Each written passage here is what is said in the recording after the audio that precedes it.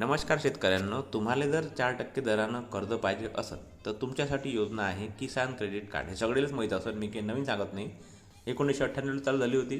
जे शेतकऱ्याच्या ज्या गरजा असते त्या भागवण्यासाठी, म्हणजे कोणाच्या हाती हात पसरवायचं काम नाही पडलं पाहिजे त्याला, आणि वेळेवर कर्ज भेटलं पाहिजे म्हणून ही योजना आहे. तुम्ही त्याचा लाभ घेऊ शकता.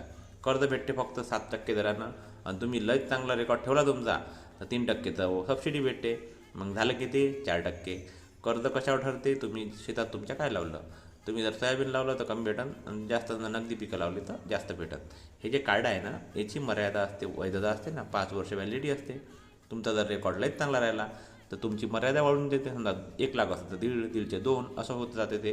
कागदपत्र काय लागते? सातबारा, हिस्सा प्रमाणपत्र. हिस्सा प्रमाणपत्र म्हणजे तुमच्या सातबाऱ्यावर जुन्या भराचे नाव आहे, तर तुमच्या नावानं जमीन किती हे तुम्हाला बँकेला सांगावं लागेल.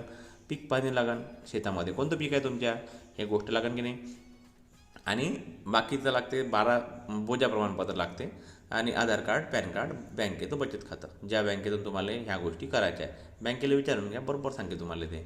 मग अर्ज कसा करायचा? बँकेत जायचं आणि तलाट्याकडून कागदपत्र गोळा करायचे. बँकेने सांगितलेले सगळे कागदपत्र माहीत आहे का, बँकेला विचारूनच करायचे, म्हणजे जास्त टेन्शन राहत नाही. याला त्याला विचारू नका. आणि अंदाजे खर्च किती तुम्हाला? जास्तीत जास्त 2,000 धरून टाकू आपण. सातबाऱ्याला 20 रुपये दिले, बाकीचे सर्व कागदपत्र घ्यायचे आणि बँकेत जमा करून द्यायचे, खातं उघडून टाकायचं. कारण की आपल्या कामाची गोष्ट आहे. आणि तुम्हाला जर अशाच कामाच्या गोष्टी ऐकायच्या असेल तर माझ्या चॅनलला तुम्ही सबस्क्राईब करू शकता, आणि मी तुम्हाला अशी माहिती देत राहीन. धन्यवाद.